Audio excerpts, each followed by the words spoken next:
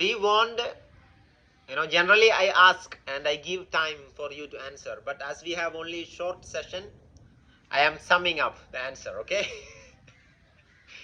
That what we actually looking for by each of our action in life, we are searching for infinite and limitless amount of happiness.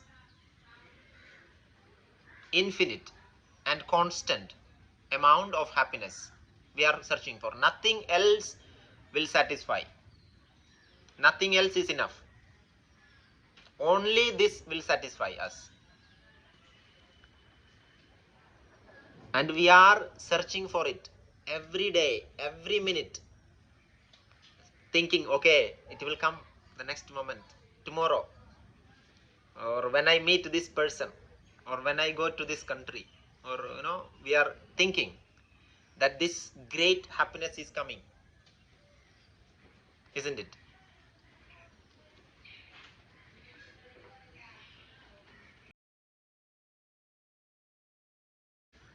That is the ultimate, beyond happiness and beyond misery is the ultimate reality. But we are human beings. We are here with a body, with a mind, and this is not to feel something which you are asking now. What you are asking now is eternal, like absolute. In absolute, individuals doesn't exist. Like the identity of me as Nitin or you as a person, like, and we experience the world as different from me. This experience doesn't come in that level of awareness which you are talking about. That is like beyond everything. But yoga is not to be reached there. Like it is the absolute reality. But what a human being want with this body and with this mind, how can we have the experience or the glimpse of that reality? And that is actually happiness. The most possible beauty of this life which we have is that eternal happiness or eternal bliss, you can call it in that way. Otherwise, why we are here? It will be like just like a piece of stone. No happy, no. Yeah.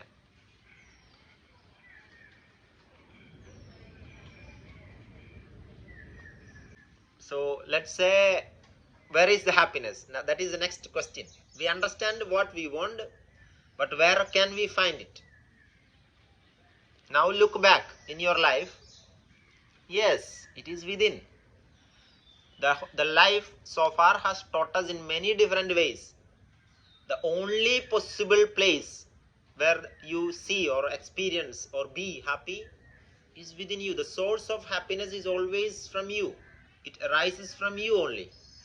It is never you buy something fancy, but the happiness is happening inside only. So now you have to understand the source. The source is me for happiness. You understand it? Can you relate to it? But we never learn. We always think. We look, searching outside for happiness. Constantly searching. But if the objects are giving happiness, one object should give equal happiness to every one of you. But it will not. My mother is giving happiness to me. Like when I see her, I am very happy. If she is the source of happiness, when everybody see her should become happy. But they are not. Only I am happy seeing my mother. Because of the conditioned idea about her on me is giving that to me. That means the happiness is not arising from her, but arising from within. You understand that? And that applies to every single object or subject or ideas in this world, not only to limited to person, everything.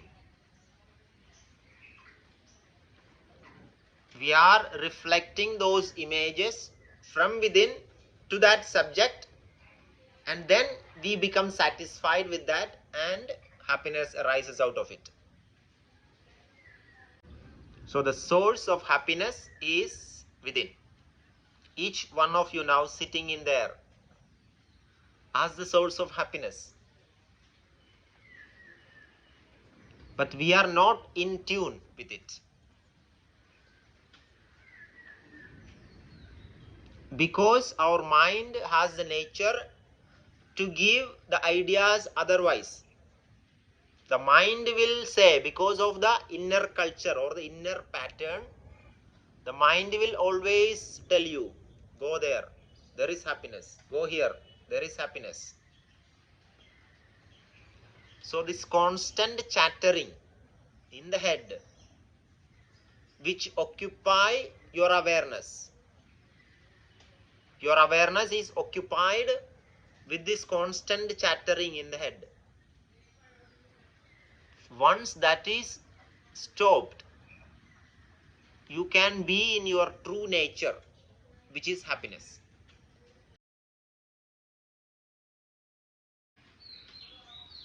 Because whether it is sad, whether it is pleasant, is determining by the subject only.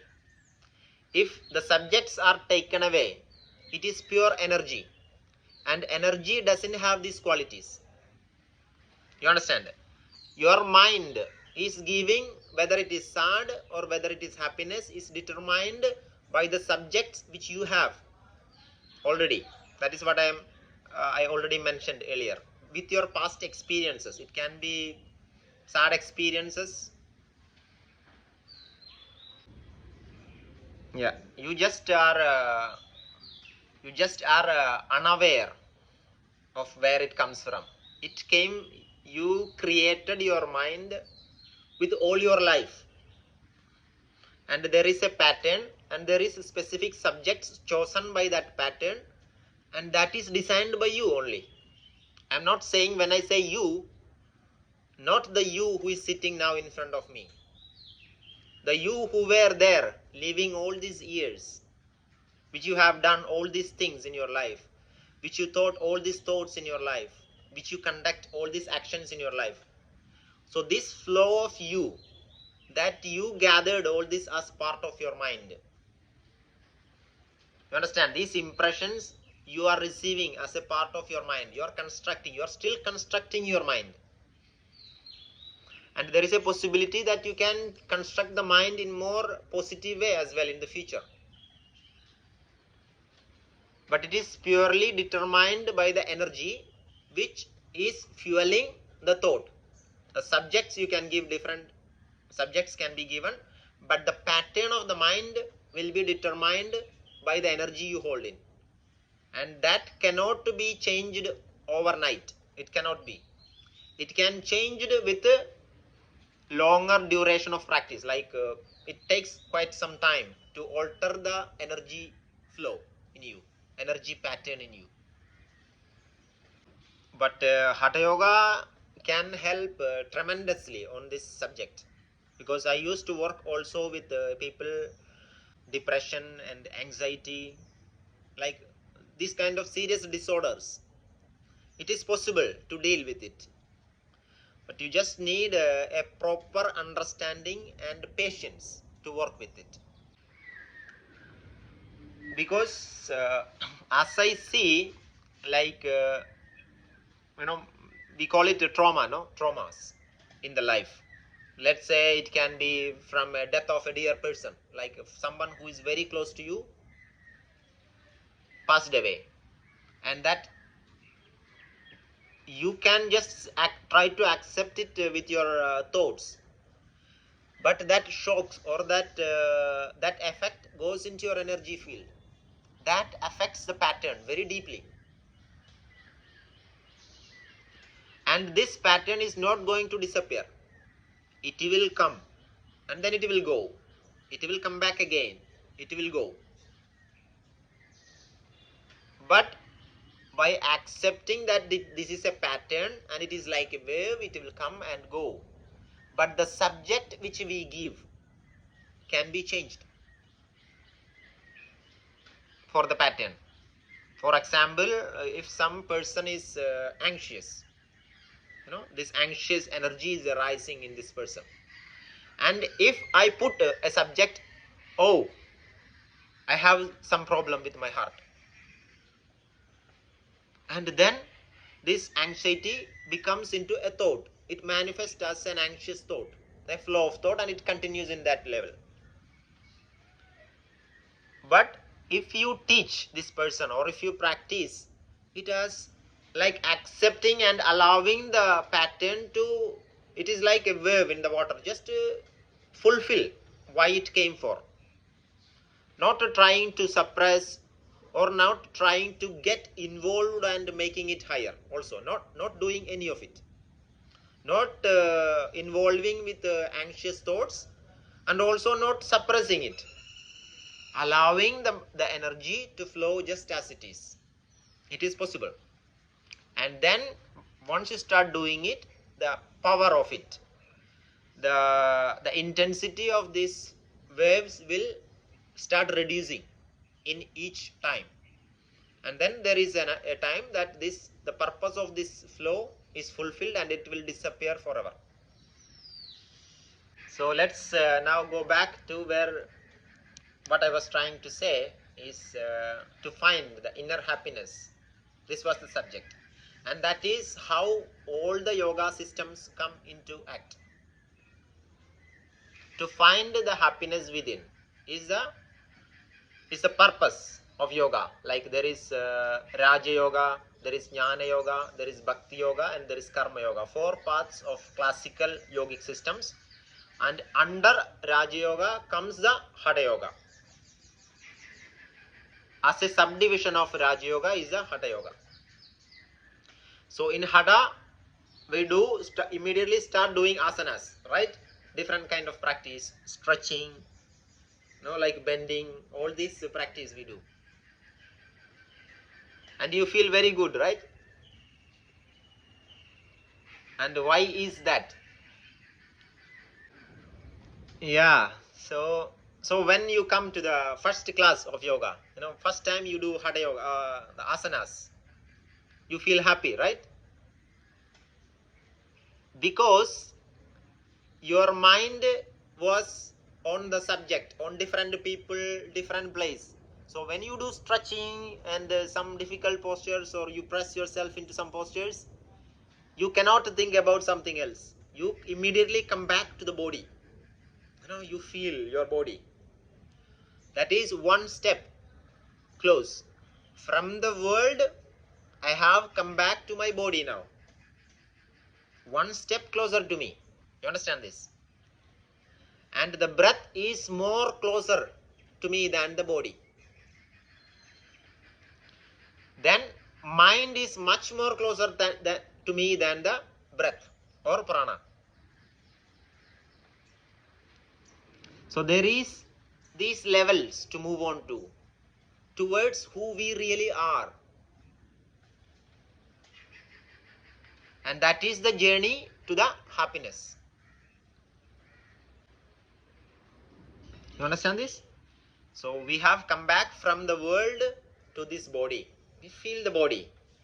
It doesn't mean that you are forgetting about the world. No, not forgetting about the world. You will feel more connected to the world once you start feeling your body. Because the world is not out there. You are just reflecting yourself on the world. And this is the philosophy of yoga. You are actually projecting out the world. So the moment you start to feel your body better, your world will start to be feeling better. Now, maybe now it may sound just like a philosophy to you, but that is reality when it comes into practice.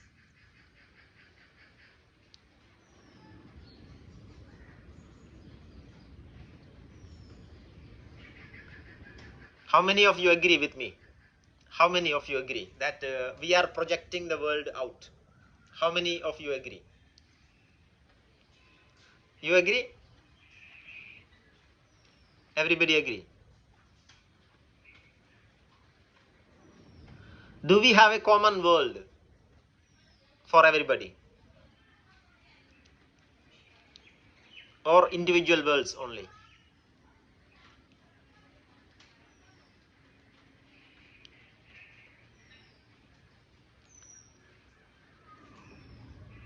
There is a, no. I am asking the world which we have, is it common, same world or different world for each of us? Same? Sure? Then why we have conflicts? Why we have conflicts if it is same?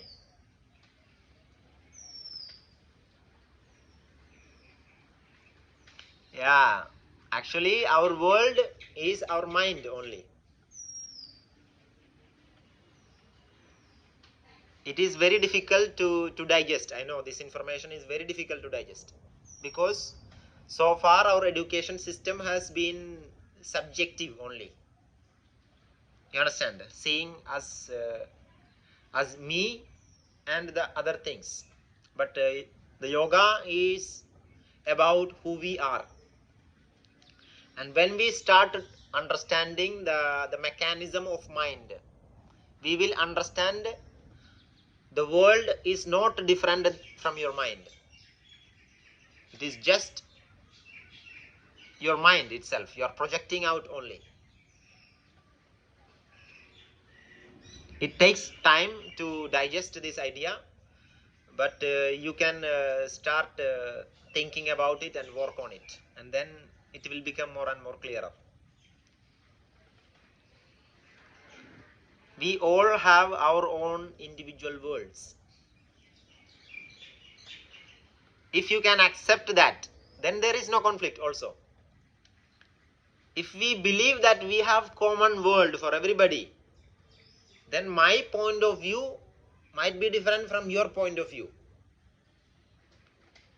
And that difference is determined by the structure of your mind and the structure of the mind, my mind, which is designed by the things which I have seen so far in my life, which you have gone through so far in your life.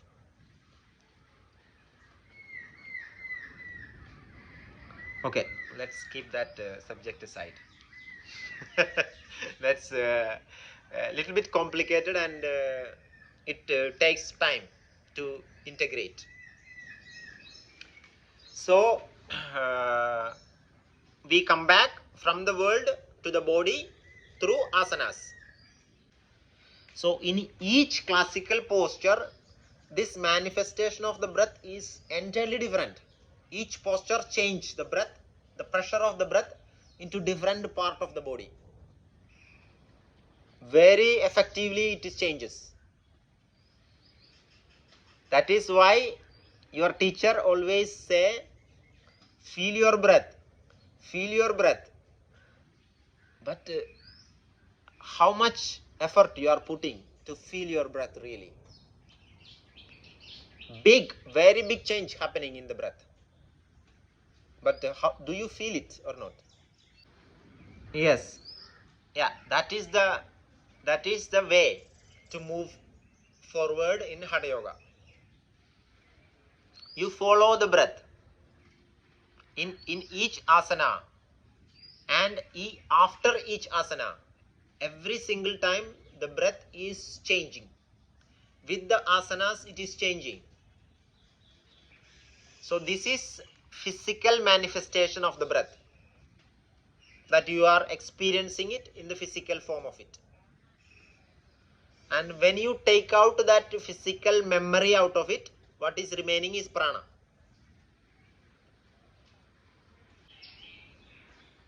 Yeah, physical body comes when there is a mind. The pure experience gets manipulated with the memory of your physical body.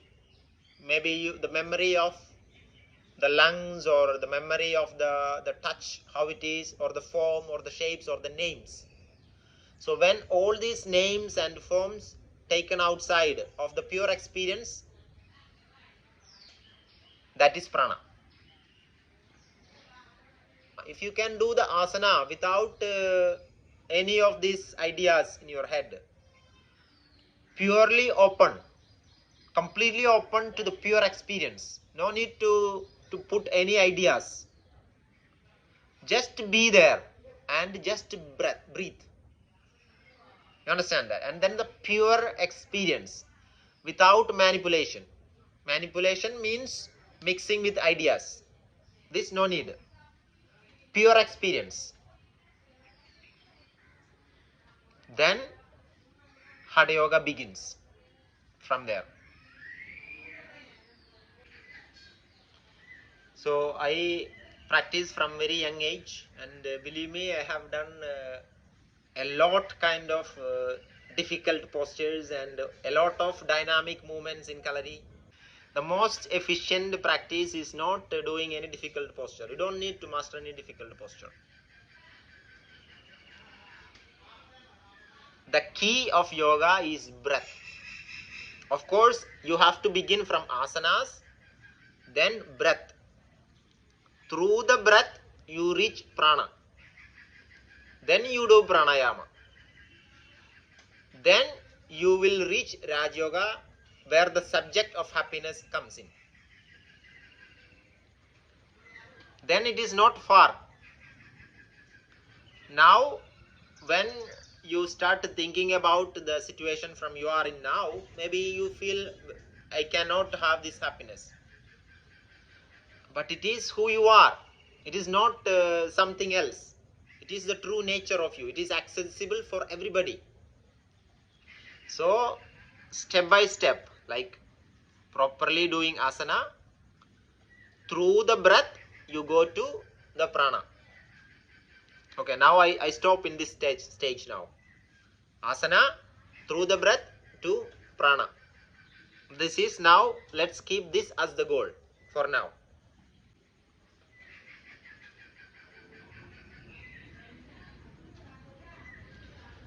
Of course, it is fun.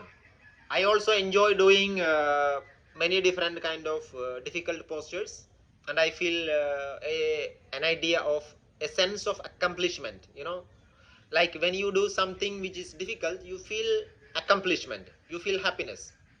But this happiness is not different from the happiness which you have which when you buy a new car. It's the same sort. Our happiness should not be determined by accomplishments. You understand this? Of course, we can do different, we can work on our body to improve our health. But the purpose of doing it should be improving the health only. Not to force yourself into postures, not to stand on your hands. This is not the purpose. The purpose is, I feel good. I improve my body. I improve my mind. This is the purpose.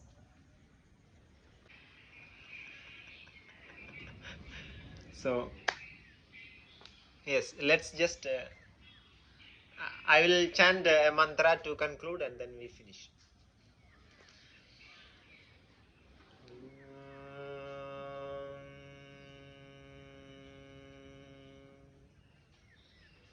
Tumeva mata cha pita tvameva, tvameva bandhuscha sakha tvameva, tvameva vidya dravinam tvameva, tvameva sarvam mama deva deva. Kayena vacha manasendriyarva बुद्ध्यात्मना वा प्रकृति स्वभाव करोमि यद्यत् सकलं परस्मै नारायणायेति समर्पयामि सर्व सर्वधर्मान् परित्यज्य मामेकं शरणं व्रज अहं त्वा सर्वपापेभ्यो मोक्षयिष्यामि मा शुच.